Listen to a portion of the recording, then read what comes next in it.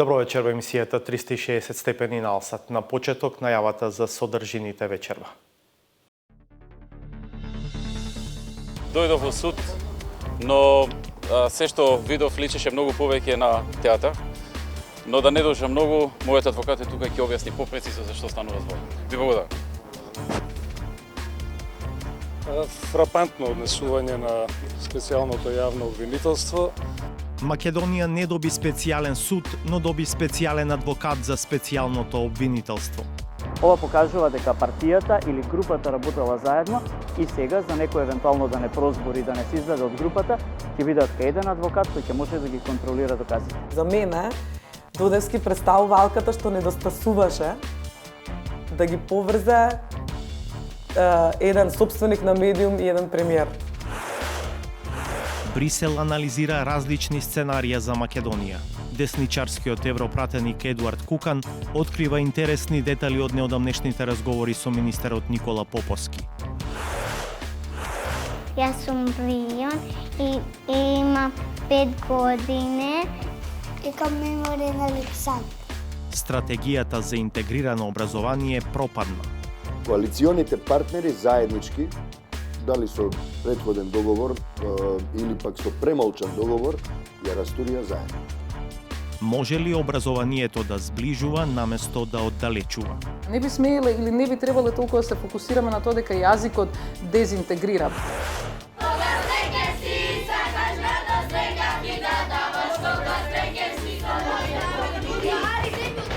Ведрината не ги напушта децата од улица од Шуто Оризари, иако пожар го пеплоса центарот што ги згрижува. Не беше нивниот центар, сигурно ќе бев некоја друга рашка.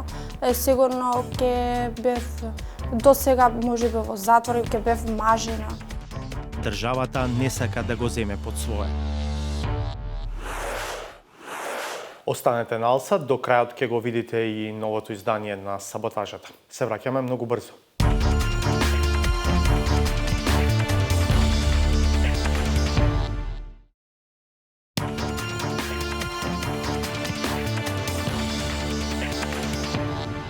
Гледате 360 степени. Во очекување на утрешната посета на високите европски представници и на најавените протести, од Европската престолнина пристигнуваат информации дека се разгледуваат најразлични сценарија за Македонија.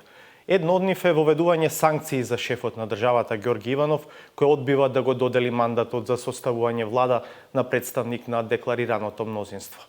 Покрај ова, од колегата Владимир Мирчевски ќе слушнете и за сведочењето на европратеникот Кукан за разговорите што ги имал со министерот за надворешни Никола Поповски, за петокот како тажен ден за македонските НАТО аспирации, а ќе видите и кратко интервју со амбасадорот на Финска, која е членка на Европската унија и прв сосед на Русија. Во пресрет на утрешната посета на еврокомесарот Хан и европратениците Вајгл, Кукан и Флекенштейн, од Брисел доаѓаат информации дека во Европската унија и се навратиле на можноста за воведување санкции.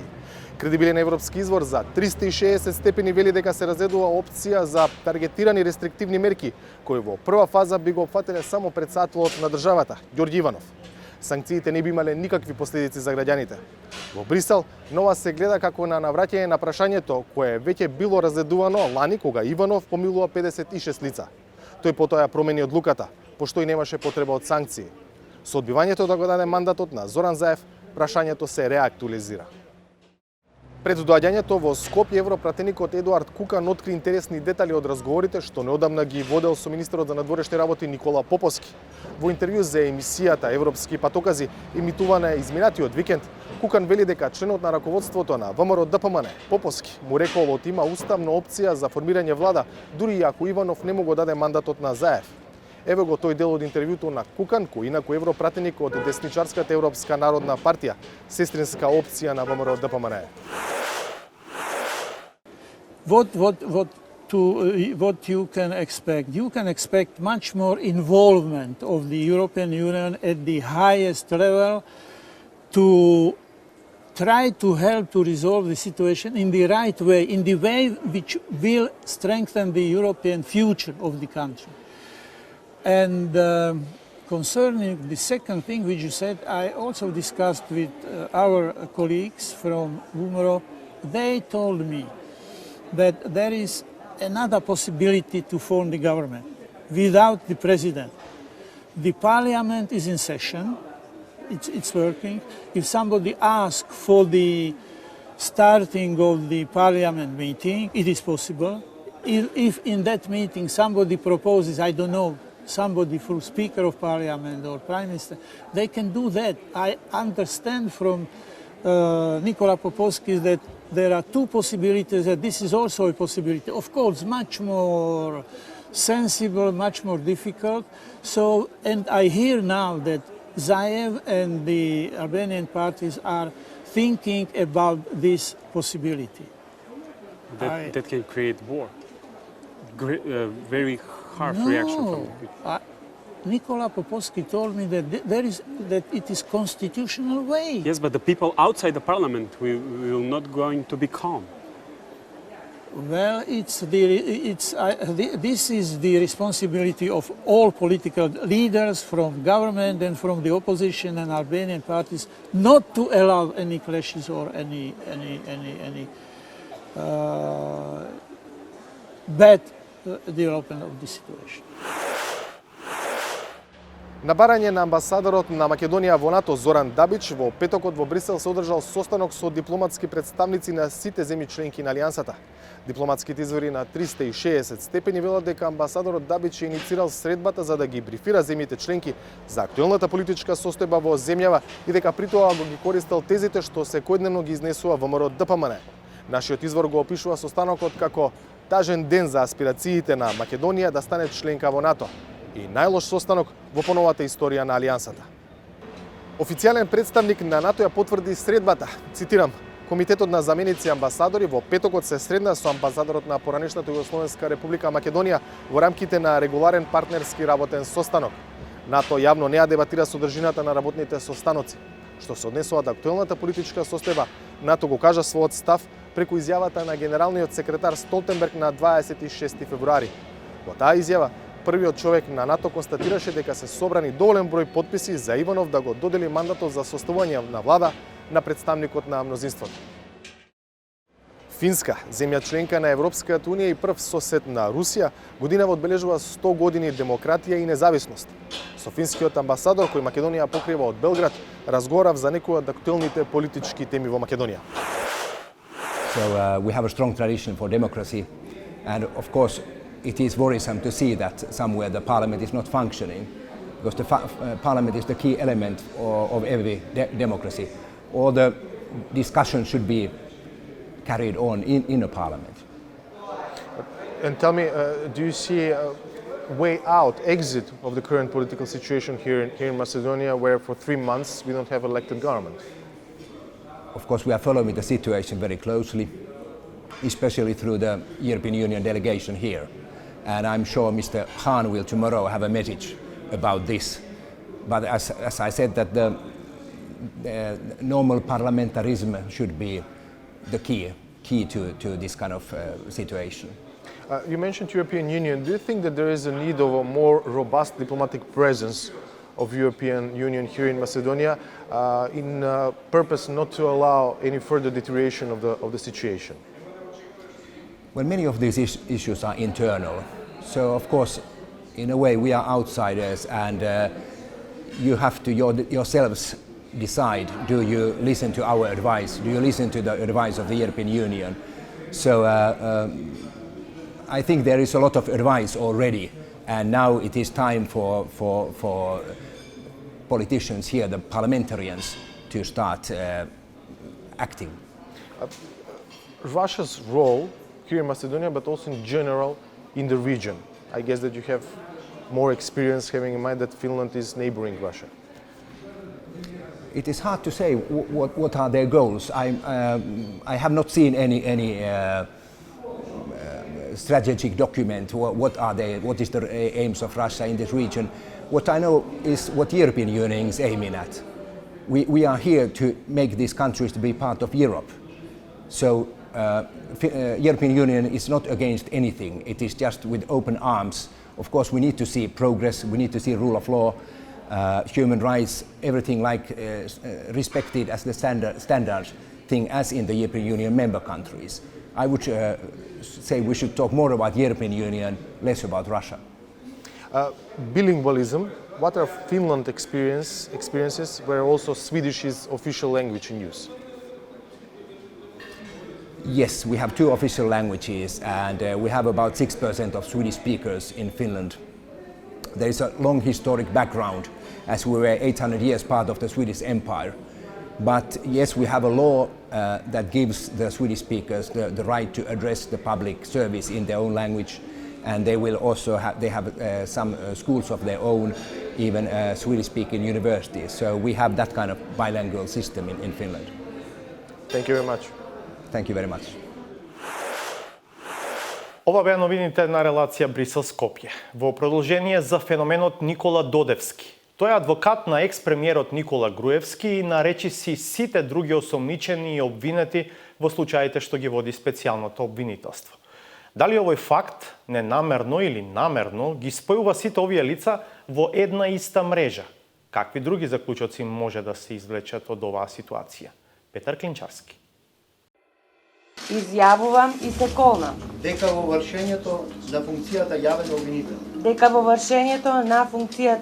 обвинител ќе го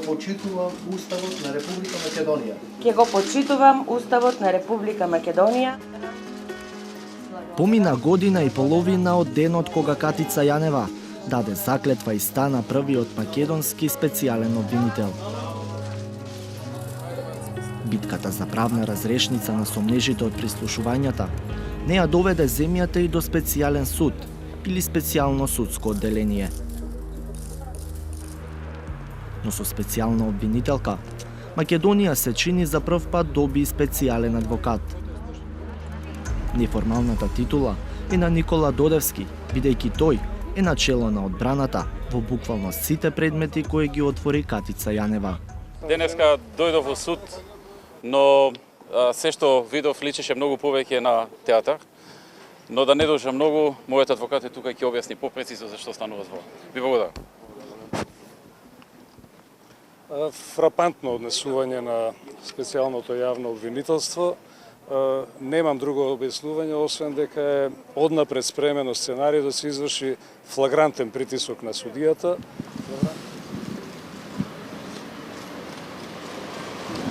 Како ја коментирате и правите предпоставки како се на публика? Дали ќе се договориме?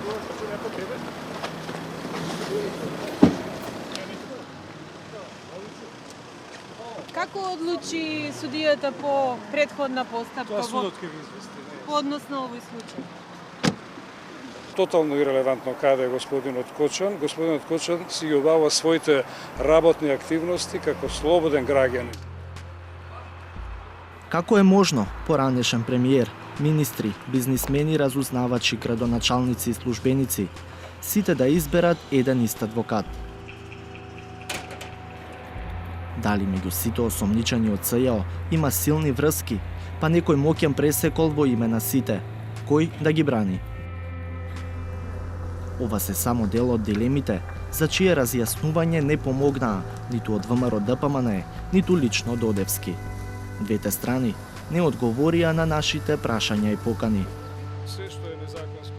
Ни самите не најдовме договор меѓу нив. Но во потрагата откривме дека двете страни имаат долга и плодна соработка. Никола Додевски го брани лидерот на ВМРО ДПМН и екс-премиер Никола Груевски уште од 2013 година. Но Никола Додевски брани или советува и редица државни компании во минатава деценија, и тоа токму во институции на чие чело седеле кадри од ВМРО ДПМН. Елем, град Скопје, тутунскиот комбинат во Прилеп, се само дел од списокот клиенти. Вкупната вредност на ангажманите е во стотици илјади евра. Најстариот случаен договор што го најдовме потекнува од датум неколку месеци по промената на власта во 2006-та, и тоа во ревизорски извештај за најголемиот откупник на тутун во земјата. Забелешки. Трошоците за адвокатски услуги и за извршители се енормно големи. Имено, во 2007 година изнесуваат 6.322.837 денари, а во 2006 година биле 3.052.627 денари. Адвокатски услуги се користени главно од адвокатската канцеларија од Скопје, адвокат Никола Додевски. Како што се редат новите истраги на СЈО, Додевски добива нови клиенти, кои се поврзани со еден ист центар. Сите за еден, еден за сите, адвокат. Сите луѓе кои се групираат кај еден адвокат покажуваат веројатно некаква поврзаност. Ја верувам дека можеби специјалното обвинителство и оттука ќе го влече терминот за злосторничко здружување, зашто сите тие би се врзувале за еден одреден адвокат ако немаат ништо за себе. Ова покажува дека партијата или групата работела заедно и сега за некој евентуално да не прозбори, да не се издаде од групата, ќе бидат кај еден адвокат кој ќе може да ги контролира доказите. Феноменот еден ист адвокат да брани функционери од одредена партија и бизнисмени кои важат за блиски до нив не се јавува за прв пат. Доскоро, слична перцепција, но кај опозицијата имаше за Мирослав Вујки. Тој е полн со разбирање за ангажманите на Додевски, дури ако се земе во предвид фактот дека тој е председател на адвокатската комора. Ајде да се подсетиме 2011 кога јас бев адвокат на Велија Рамковски и на сите вработени од А1 телевизија. Исто беше. Значи не е тоа ништо чудно или невозможно за да отвори некој сомнеж за било што. Координацијата, тоа е одлука на сите осумничени или обвинети кои што се да се изберат свој адвокат. Тоа е право.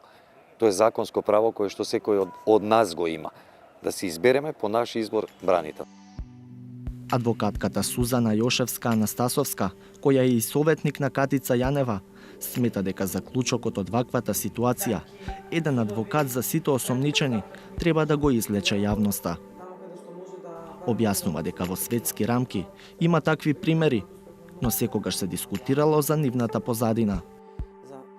Концептот за одбрана на сите е сведен на клучниот збор, довербата која им ја пружа адвокатот.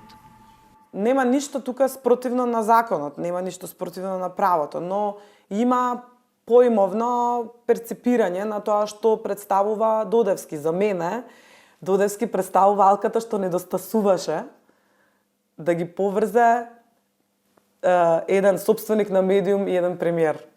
До сега имавме еден минат период во кој што сите тврдеа дека немаат ништо со медиумите се независни, немаме ништо со тоа. Бизнес заедницата е независна, ние немаме ништо со тоа, зборувам за функционерите. И сега вие имате при обвиненија на сите овие лица имате едно лице кое што ги брани, за мене тоа е алката што ги поврзува. Ама пак ќе речам ништо незаконски, но само поимовно не може да се тргнеме ние од тој впечаток дека тоа е алката што ги поврзува. Што кажува ангажманот на Додевски со сите случаи на СЈО, секако е дилема, што ќе продолжи да поставува дилеми. Но што сето тоа ќе значи и во судница? Новинарот Саше Димовски, кој е долгодишен судски известувач, вели дека одговорот веќе се надзира. Ако го погледнеме бројот на случаи кои сега ги застапува Никола Додевски, чиј број постојано се зголемува, тој некаде за сега има 100 клиенти. Тој број веројатно ќе се зголемува и човекот треба да има зад себе милион соработници за да може да го постигнува. Јас се сомневам дека станува збор за стратегија која што е направена во рамки на партијата, тој да ги застапува сите луѓе од единствена причина, да не можат да почнат судењата, бидејќи во ваква ситуација кога имаме голем број обвинети, тој ќе биде секојдневно во судница не само за еден, туку за многу предмети. И обично предметите се одлагаат токму поради обврските на адвокатите. Тој бидејќи сака да биде во сите предмети, не ќе може било кој предмет кога судот ќе го закаже да почне затоа што очигледно е дека тоа ќе бидат предмети кои ќе се судат со денови, а ниту еден нема да заврши со едно или две рочишта. Специјалниот адвокат, барем за сега, има специјален биланс со предметите на специјалното обвинителство. Просекот му го расипува единствено бегалецот Сеат Кочан.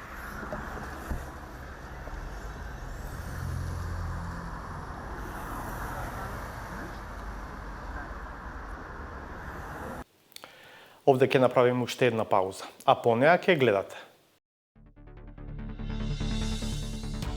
Јас сум Брион и имам 5 години и към Меморијен Александр. Стратегијата за интегрирано образование пропадна. Коалиционите партнери заеднички, дали со претходен договор или пак со премолчан договор, ја растурија заедно. Може ли образованието да сближува наместо да оддалечува? Не би смееле или не би требале толку да се фокусираме на тоа дека јазикот дезинтегрира.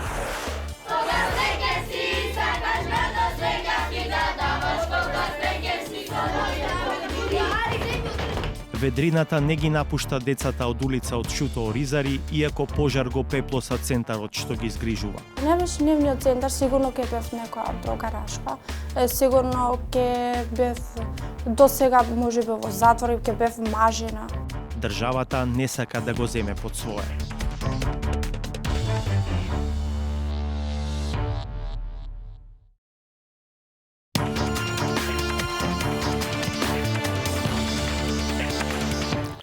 Се враќаме со емисијата 360 степени. Што прави и дали нешто воопшто прави државата за меѓуетничка интеграција преку образованието? Има многу примери на училишта во кои учениците од различна етничка припадност учат во различни смени, па и во различни објекти. Ретки се спротивните случаи. Експерти во областа велат дека на јазичната бариера не треба да се гледа како на непремослив проблем и дека решенија има. Истражуваше Зоран Јовановски.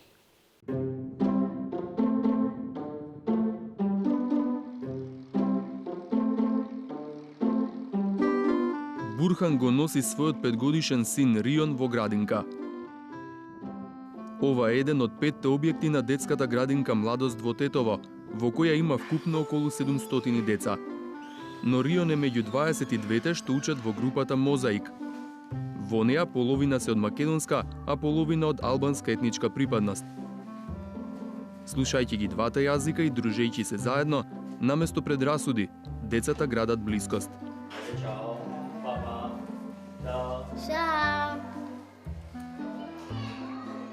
Една од најдобрите другарки на Рион е Александра. Јас сум Рион и имам 5 години и учим на музеј.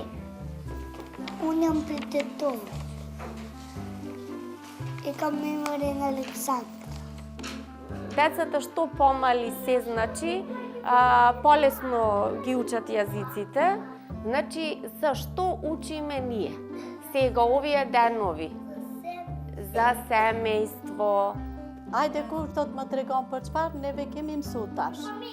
Për familjen. Dri, ti ke vëlla, apo? Александра и сестриче има. На полесен, на поедноставен начин, уз игра, уз настава, за да не биде тоа како наметнување некое кај децата да го осетат, него на лесен игровит начин да можат да научат повеќе и резултатите стварно се доста добри. Ајде, Рион, дојди тука до мене. Кој геометриски еве форми овдека ги имам? Ова што е? Круг. Браво. Ова? Кокса. Коцка, добро. Ајде, Александра, кој ги знаеш? Трикач. Котка. Nuk bëjmë dallime, kemi digjon. Do me thënë edhe fëmit nuk bëjnë dallim. Çfarë është shqiptara Maqedon, luajnë bashk njëri me tjetrin.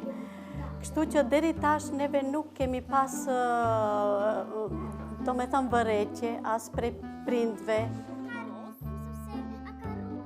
Групите Мозаик се отворени во 1998 година со поддршка од швајцарската влада. Кога проектот завршил, Министерството за труд и социјала решило да продолжи да го финансира, зашто покажал добри резултати. Сега има 13 такви во 10 мултиетнички општини. Во некои од нив се зборува на дури 4 јазици. Во оваа средина, како што е нашава, би требало да имамо повеќе групи вакви, не само во градинките. Ако веќе започнуваме во градинка, би требало да се продолжи во училиште. каде што децата би биле заедно, би учеле и би се дружеле, за да знаат едните за другите све што треба да знаат. Мислам дека полесно ќе им биде во живот, бидејќи дали вработувањето, дали дружењето би им било многу полесно. И на едните, и на другите. Но со тргнувањето во прво оделение, самиот образовен систем ќе ги подели овие деца кои сега во градинка учат заедно. Законско право е да се учат на својот мајчин јазик. Тоа во училиштата се прави во различни училници. Во некои од нив се учи и во поделени смени, различни спратови, па дури и во разделени училишни објекти.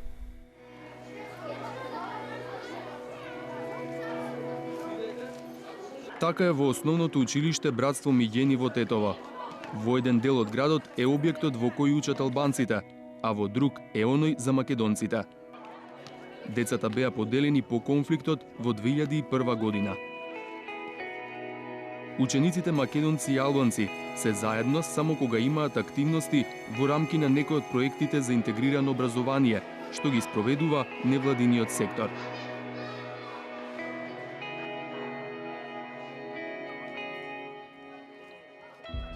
Михаела Трајковска и Милена Митовска одат да ги посетат своите соученици албанци во другиот објект. Ова го прават барем еднаш неделно. Дотаму имаат околу 20 минути пешачење. Се потсетуваат на резултатите од досегашните заеднички во наставни активности, кога се запознаваат со традицијата на другата етничка заедница. Иако сме разделени, ние наоѓаме време покрај училиштето да се дружиме. Заедно имаме и во склоп на училишните обврски, имаме предмети каде што успеваме да имаме заеднички часови, да доаѓаат учениците во нашето училиште, во нашиот објект или ние да одиме во нивниот. Çdo javë mbajmë lidhje, kemi aktivitete për volejbol, futbol, për basket, për shumë gjëra tjerë, për vizatim tjerë. Ние се пак скоро по секој предмет имаме работилници, имаме проекти, одиме настава во природа, посетуваме музеи, џамија, црква и такви. Се запознаваме и со нивната култура и тие со нашата. Учениците албанци имаат задолжителен предмет македонски јазик од 4-то оделение, а учениците македонци изборен албански од 6-то. Ги прашавме колку досега успеале да научат. Да, јас можем да зборувам македонски затоа што се дружиме со македонци и во училиште учиме македонски. Треба да знаеме затоа што е бидно македонскиот јазик, така. А докаде е твојот албански? Знаеш ли нешто? Знам нешто, по нешто. И покрај очигледната поделеност врз етничка основа, директорот на училиштето тврди дека тоа е поради преголемиот број ученици кои не можат да ги сместат во една училишна зграда. Ne kemi këtu në Zanës, kemi në Zanës të paraleleve turke, që mësojnë këtu në shkollën tonë. Por paralelet Maqedonet tash atje u tërhoqen, jo se për diçka dhe përsëri qëndrojnë atje se nuk ka pat probleme. Mirë, po problemet e tilla ishin se nuk i merrte në thot objekti si në Zanës. Prandaj edhe kemi edhe objektin e Dranovesit, edhe fshatin Saraçin. Fshatin Saraçin mësojnë edhe në Zanës të paraleleve Maqedone, edhe në Zanës të paraleleve Shqipe. Do të thotë se në di objektet, do të thotë i kemi të tillë, do të thotë di ku janë pasur Maqedona edhe që pasur pa, por në di objekte jemi objekte të përzierë në Zanës të përzierë. Слично и во некои средни училишта во етнички мешаните средини. Во Тетовската гимназија Кирил Пејчиновиќ, например, паралелките на албански јазик се во централниот објект. Оние на македонски, речиси секоја година учат на различни локации.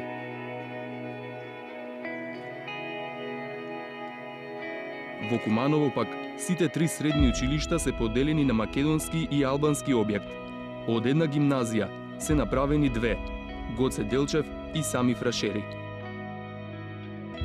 Анализата на состојбите во образованието покажа дека со Охридскиот рамковен договор е унапредено правото на образование на мајчин јазик, но дека тој пристап ја зголемува поделеноста меѓу учениците, а со тоа и меѓуетничките заедници.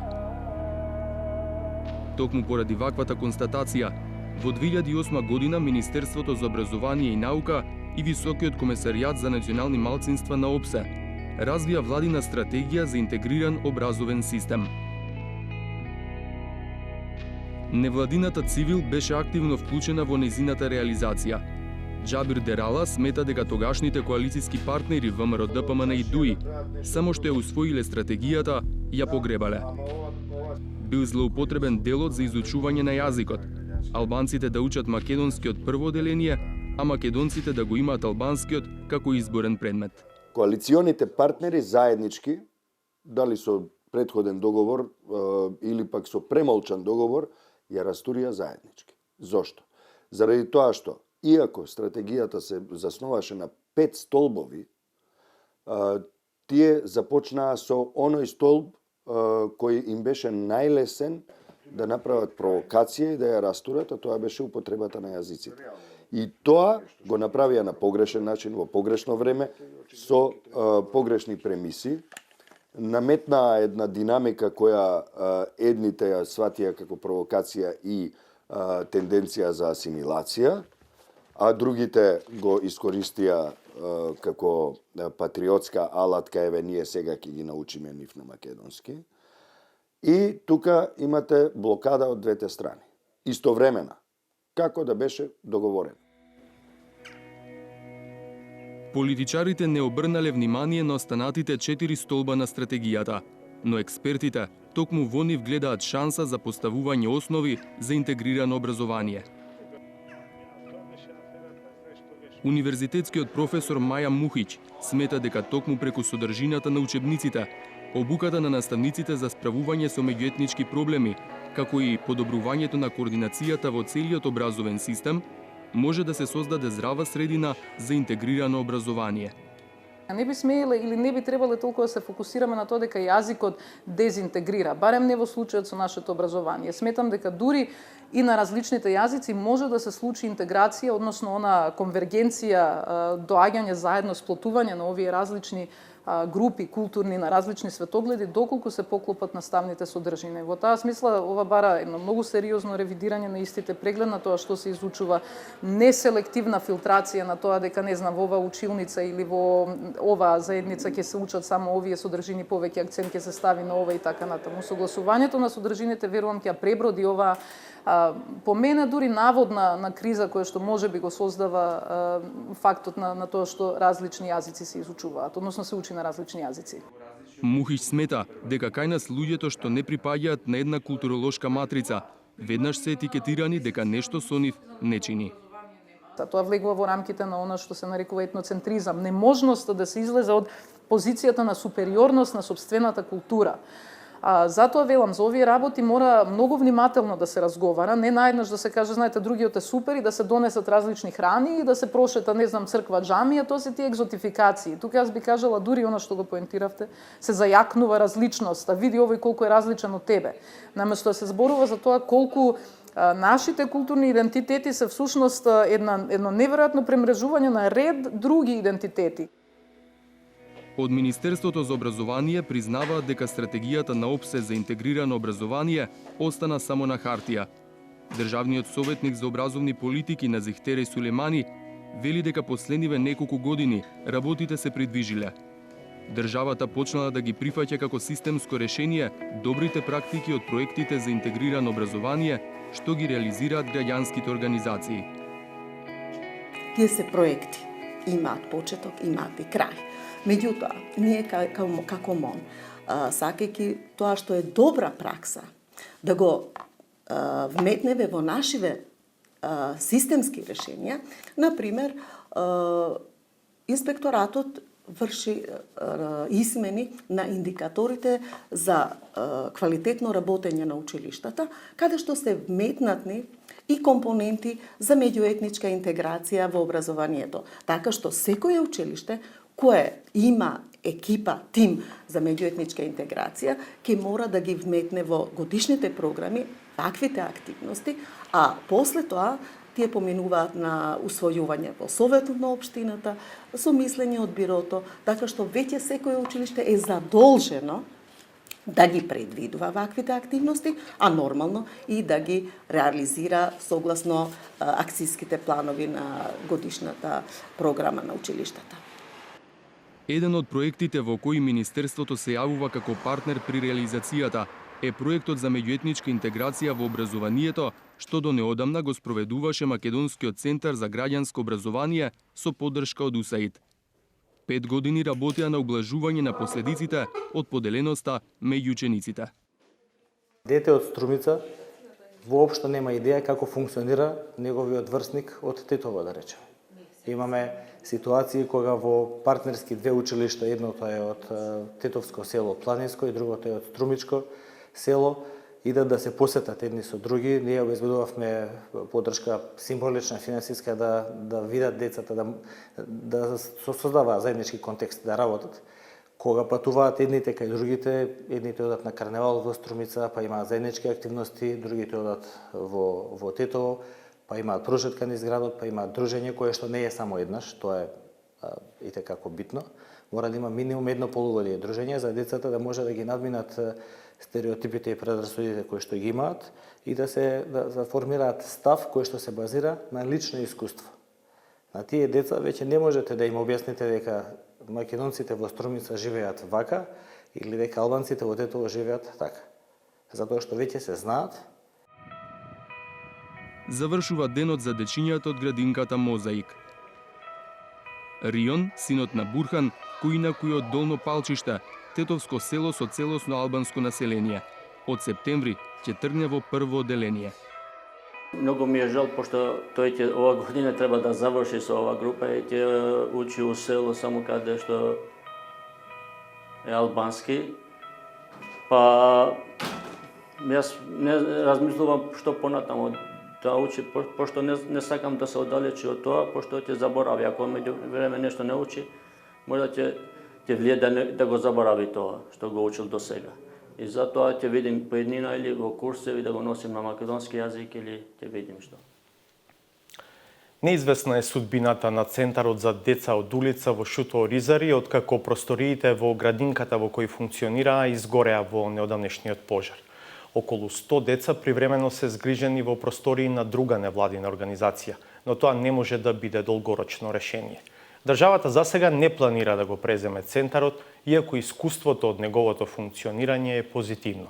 Славица Филиповска за животот на децата од улица од Шуто Оризари. 1 март. 1 часот по полноќ.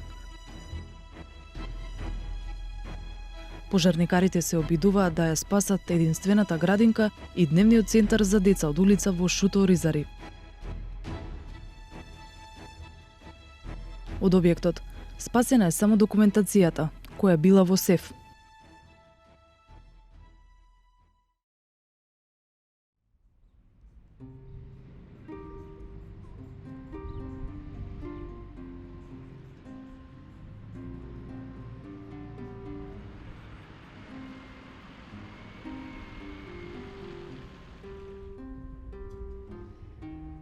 Дваесет дена подоцна, се уште се чека вештачењето за да покаже што го пеплоса објектот.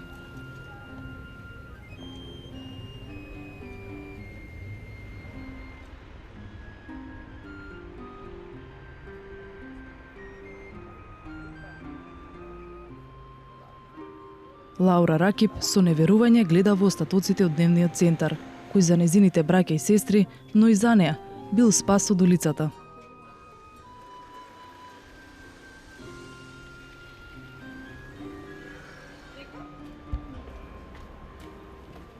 Мајка ни напушти, се замина, живеевме со сестра ми, па сестра ми работеше, па немавме документи, уште немаме, уште чекаме и само татко ми беше затворен 3 години, живееме сами, немавме ништо. И видов дека има деца и уште како мене, јас сам мислев дека сум само јас исто таква, ама има многу луѓе исто како мене.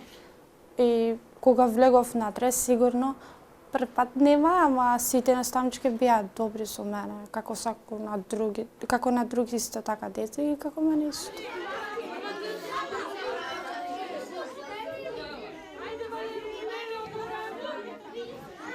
Па за прв пат таму научив да читам буквите, не знаев ништо, математика, ниту знаев македонски добро, ништо, апсолутно ништо. За прв пат таму се бев малку помала, а малку и поголема, така да кажам, бидејќи бев, ништо не знаев, ништо. Таму ме научија се. Да не беше дневниот центар, сигурно ќе бев некоја друга рашка. Сигурно ќе бев, до сега можеби во затвор, ќе бев мажена, ќе имав деца.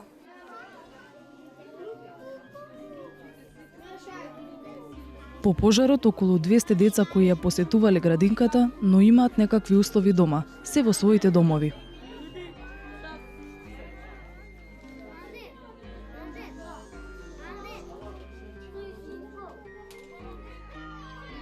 Оние 100 од најзагрозените семејства, како она на Лаура, се сместени во просториите на невладина организација, колку да не се на улица.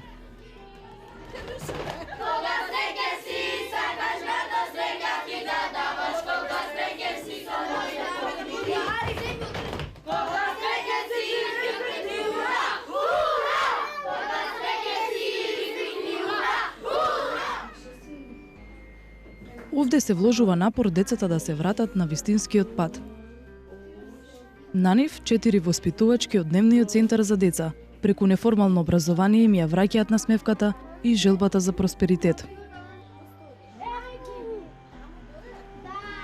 Многу од нив се радуваат што за прв пат имаат можност да ја видат шутка од малку повисоко. Повеќето од нив, од дечињата, на вистина не знае како правилно да се мијат раце.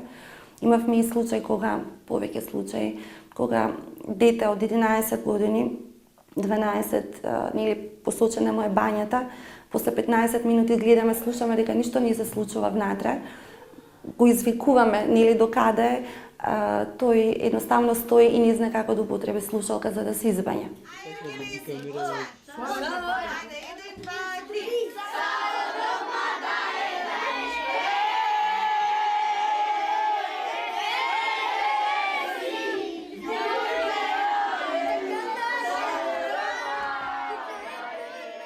Учат за нивните права, тука се спречуваат и потенцијалните малолетнички бракови. Едноставно се заштитува детето од секаква злоупотреба, намерна или ненамерна, дали од семејно насилство, дали трудова експлоатација, нели согласно Конвенцијата за правата на детето, а од друга пак страна веќе тука градат и навики за редовно следење на училишната настава. Дечињата од 4 до 18 години се поделени во 3 групи. Но не според возраста, туку според степенот на стекнато знаење. Помош добиваат до полнолетство, а дел од нив преку центарот успеале да ги поминат тестирањата за прием во училиштата и успешно се интегрирани во редовниот образовен процес. Но и покрај тоа, вратите од центарот остануваат отворени за помош околу домашните задачи и пристоен оброк. За месечен буџет, центарот аплицира во Министерството за труд и социјална политика, од каде добива по 23.000 денари, а храна и по нешто облека за децата донираат приватни компании. Младинците веќе активно изучуваат вештини и бараат работа. А дел од нив се трудат да спечелат некој денар преку продажба на уличното списание лице в лице. Оваа приказна трае 11 години, а мотивот е хуманост, вели професорот Владимир Ортаковски, кој преку Сдруженијето за заштита на правата на децата успеал да добие пари од Светска банка за центарот да заживее. Но освен макотрпната битка, со тоа како децата да се оттргнат од улица, притисоци почнале да доаѓаат од неочекувана адреса. Па од овие 11 години што работиме првите неколку години. Ова беше клон на градинката Снежана, за која што беше одговорна општината Чаир. Си плаќавме кирија, работевме, добро соработувавме. Последните неколку години, откако помина во надлежност на општината Шуто Оризари, исто така работиме, добро соработуваме, но имаше повремено притисок од некои структури во општината да ги напуштиме просториите. Зошто? Не би можел да зборувам за мотивите на општината за тоа. Министерството за труд и социјална политика не планира да го преземе дневниот центар. Велат дека вложуваат напори центарот да се пресели во здравствениот дом во Шуто Оризари. За луѓето од дневниот центар, тие простории во моментов не се функционални. Како и кога ќе се адаптира просторот? Не добивме одговор. Животот во единствената ромска општина и покрај сиромаштијата се чини повесел од многу други места.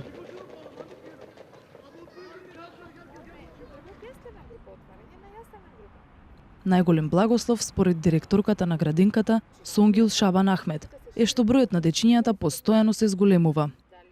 Но и самата се прашува каде ќе се сместат додека нивните родители бараат работа.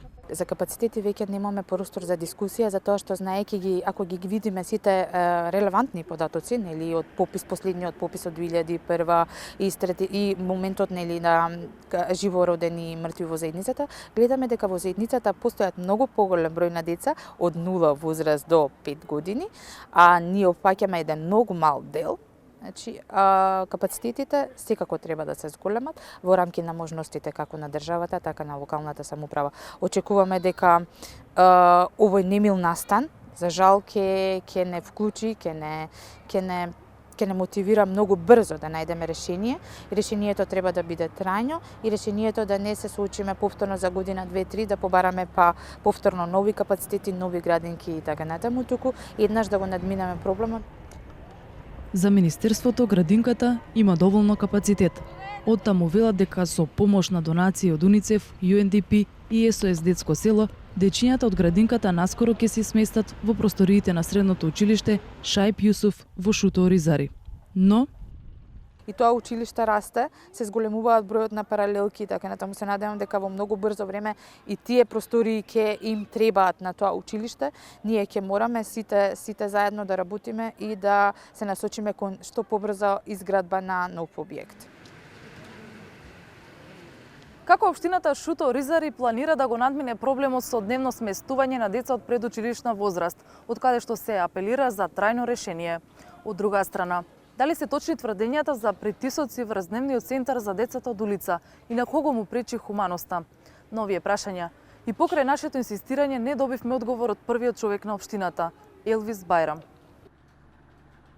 Наместо од општината, одговор добивме од иницијативата за развој и инклузија на заедниците. Невладина која ги отвори вратите за привремено сместување за децата од улица. Оттаму алармираат на внатрешната дискриминација во самата општина. Се ова е една појава на слојна дискриминација, каде што имаме ситуација каде што помоќниот го третира послабиот на еден многу лош начин, каде што се потиснуваме и угнетуваме самите помеѓу нас, наместо да ни се развива свеста за потребата од помош и поддршка на еден кон друг, и тоа го чувствуваме на сите нивоа. На пријателски нивоа, роднински нивоа, па се до она релација, институција во која што работат роми и обичен граѓанин ром од друга страна. И затоа мислам дека е алармантно и веќе е време да почнеме да разговараме отворено на оваа тема, затоа што ако сакаме конечно да сме еднакви граѓани, мислам дека треба да почнеме од најдолното ниво на градење на заедницата, на една заедница која што се поддржува, па за да може да ги бараме правата како заедница заедно со другите заедници кои што функционираат. Колку деца се на улица? Не во Шуто Оризари, во цела Македонија. И дали и како државата ги штити од опасности што ги демнат? Одговор од надлежните нема. Од Министерството добивме податок единствено дека во минатата година се регистрирани нови 70 дечиња на улица. Во Македонија вкупно има 2 дневни центри за ваквите случаи, а двата се во Скопје. Постои транзитен центар за 24-часовно згрижување за деца од улица во Охрид, но тој работи само во летниот период. За децата од Шуто Ризари, престојот во дневниот центар за денеска е завршен. Во остатокот од денот, тие остануваат препуштени сами на себе. Изборот им е или улицата, или нивните домови, без храна, топлина, а честопати без родителска грижа. Едва и го чекаат новиот ден за повторно да се отворат вратите на дневниот центар. И така, од понеделник до петок. Викендите за нив се цела вечност. Во емисијата дојде ред на саботажата. Да ја видиме.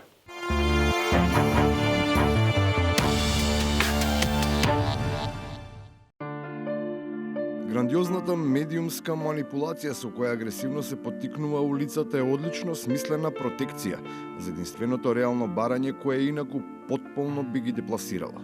Се би можело да се проголти и да се заборави и очигледно е дека на нивната вага за Македонија претежнува само едно – пустата желба да се остане на власт. Очекуваме комесарот и Европската Унија да стојат до своите принципи, до своите барања. Неговиот претходник Оли Рен во 2007 година бараше да се почитува правило при формирање на влада, кое што значи победникот секогаш да коалицира со победникот во албанскиот блок. Бараме тоа правило да се почитува и сега.